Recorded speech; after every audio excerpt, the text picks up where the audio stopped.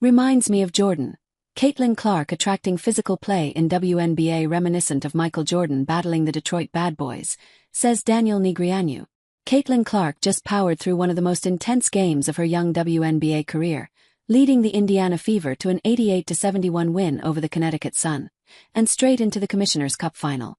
But it wasn't just the scoreboard that made headlines. Tuesday night's game got physical.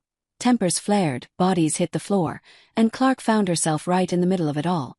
Early in the game, Clark got into it with J.C. Sheldon and Marina Mabrey. No whistles, just a warning and a wave-off from the refs. But things escalated in the third quarter when Sheldon poked Clark in the eye. That was the tipping point. Clark confronted her longtime Big Ten rival, and before you knew it, Mabrey stormed in and shoved Clark hard to the ground. The refs finally stepped in.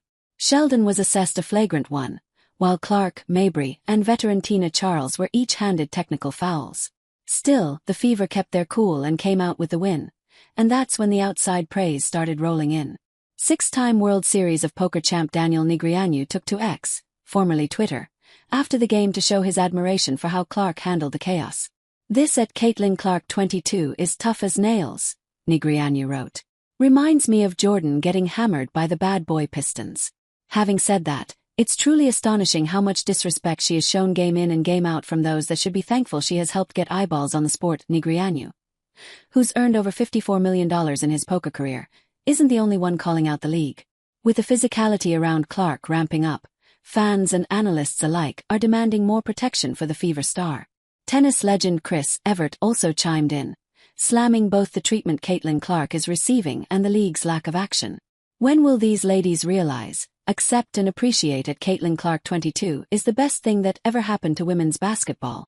Evert posted, "This is a bad look for the sport and what's happened to sportsmanship."